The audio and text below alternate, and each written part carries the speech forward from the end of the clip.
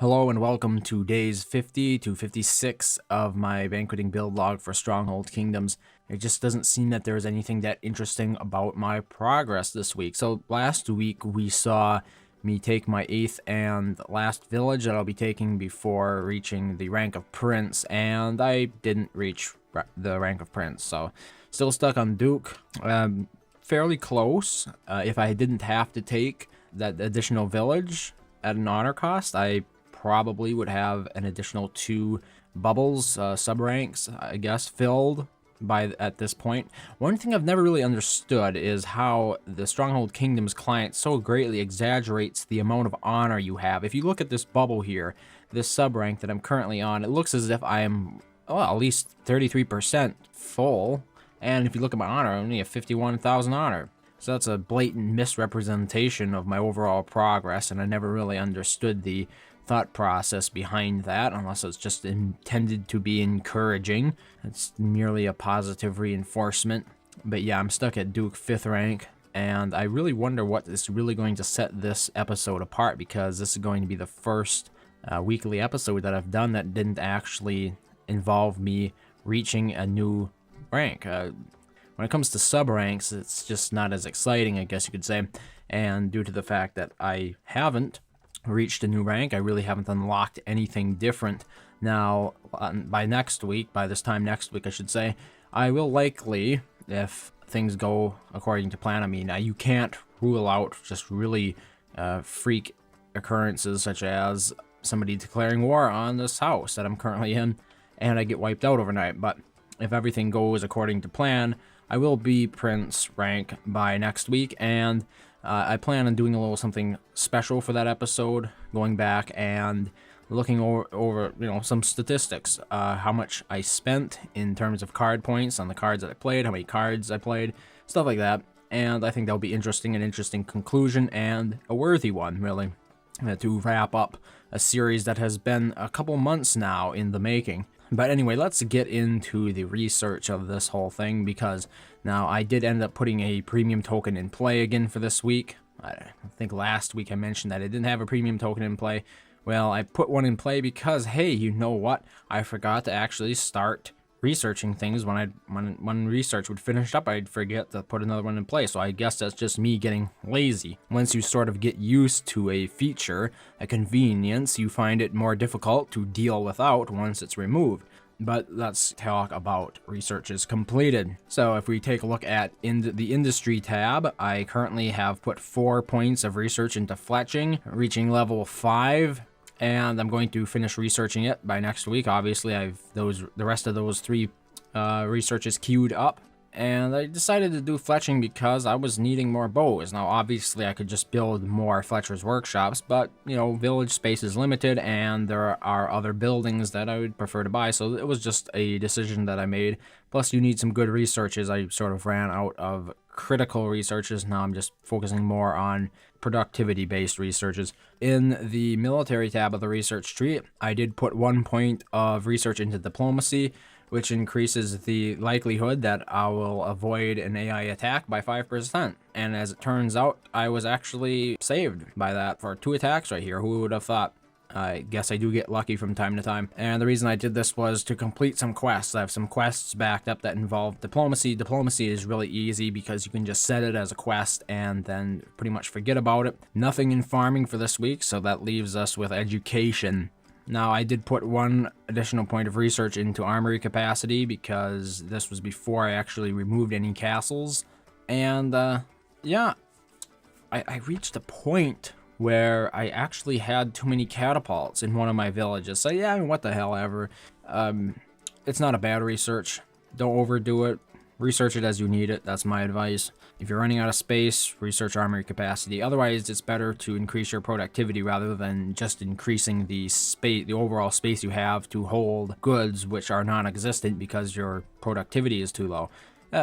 Prioritization, what can you say? However, the bulk of my research this week actually went into pilgrimage, so I put 7 points, or 8 points of research into pilgrimage, maxing it out at level 8. Now, pilgrimage allows my monks to travel much faster across the map, At level 8, it gives them an increase of 500%, and I also put an additional point into Ordination.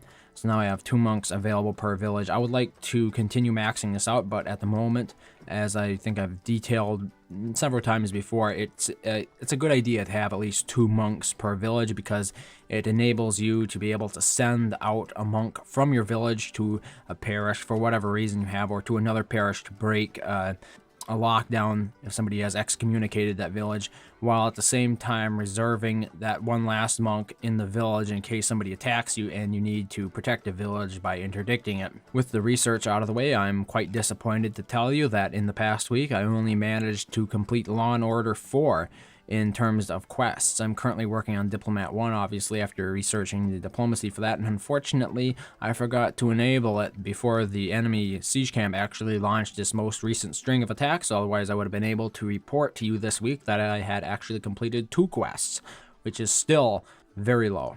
And yeah, not very impressed with myself on that, but you know, what can you say if you're not actively playing the game very much? Like I said before, I'm a little bit burnt out. You need breaks from a game like this from time to time, and I'm at that point right now. It's not a bad game, it's simply that after years of playing it, you get tired of it from time to time. Believe it or not, I know it's rare, but I'm sure my interest will peak so that you have that to look forward to, because my interest in the game means more content about the game. And yeah, what have I been doing in the past week? Mostly playing Clash Royale, believe it or not. I find it a strangely addictive and yet quick game. It is, I mean, it's what I always wanted, I guess, Dota. That's how I sort of always wanted that game to be. The current game sessions are too long for traditional MOBAs, but when it comes to Clash Royale, you know, a match can be usually finished within 5 minutes, which I find, you know, it has that bite-size appeal to it where you can just play a match when you have a minute. And I really enjoy that. But you know, I'm getting off topic. So I completely and utterly humiliated myself in the past week by actually attacking a wolf castle, and I used the wrong attack formation for it. And I cannot believe I actually did that. Right here it is. It is, of course, the largest one.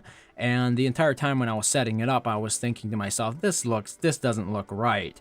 But, you know, I had it listed as the 1-attack wolf castle in my formations, you know, the formations that I have been spreading willy-nilly across the internet to anybody who requested them to my email. So yeah, you have that to look forward to if you are one of those unfortunate people who mistook my labeling and actually believed that this was a 1-attack or a 1-army attack. I'm sorry for that. I didn't mean to do it. It is not some sort of obscure trolling method.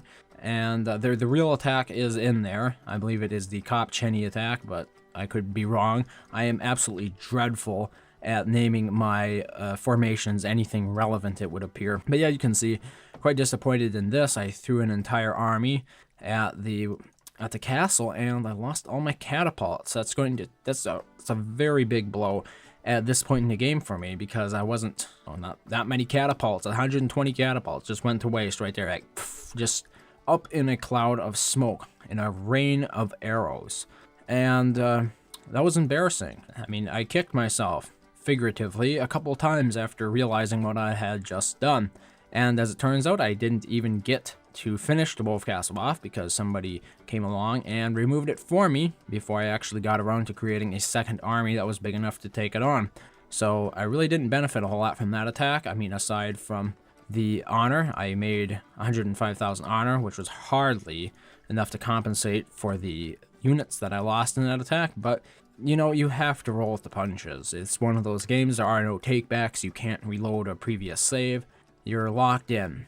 All decisions are final, there is no safety net. You can lose your villages in Stronghold Kingdoms to other players if you're not careful, so make sure that you err on the side of caution. That would be my advice when playing Stronghold Kingdoms, but at the same time, don't become overly attached to your villages because they can be replaced easily, as any fighter will tell you. And I think, you know, loss of villages is one of the things that turns new players off to the game very quickly, because they don't really understand how unimportant villages are when it comes to the military and political sides of the game. I did manage, though, to convert my 8th village to a highland, obviously. It's nice to have a building queue again, especially if you're building up new villages. Would recommend the premium token for that. And if you take a look at the parish, I have now upgraded all 4 banqueting guilds to level 7, which is nice because it gives me a bonus of 90%, and I would like to move up to 110% if I can manage to swing the cost in goods. I have fallen to rank 5 in Banqueter. I think the highest I ever was rank 3. And interestingly enough, my second highest ranking is Brewer. Things are pretty decent here. Can't really complain about my stats. So I'm happy with that, I guess you could say. I really wasn't expecting much more. I would like to have achieved more, but you know, I understand that if you want to do better, you have to work for it, and you gotta invest time into the game. And I haven't been doing that, so why would I expect more? It's, you know, you gotta temper your expectations to meet your exertions. I'm not sure if that's a real way to put that, but that's what I'm doing. It's what I'm doing here. I'm making it up as I go along. You know, there is no script. I just say what's on my mind, and I'm not the most articulate or genius. I don't come up with funny things just on the spur of the moment. It's not me. I've seen people able to do it. That's not something I can do. So finally, we're going to talk, I think, about the cards that I played, and pretty much the same ones, except for the fact that I missed an entire period of about 8 to 12 hours in which I didn't play or didn't have any cards in place. So for this week, I'm going to be saying I played 13 deer stalking cards, 13 furniture making cards, 13 metalcrafts cards, and 13 tailoring cards. But I think that really wraps things up for this week. I will be Prince rank by this time next week, and I will be doing that rundown of some various stats. Well, 58 days about. So thank you very much for watching as always, and I hope to see you next time. Stronghold Kingdoms. The battle has just begun.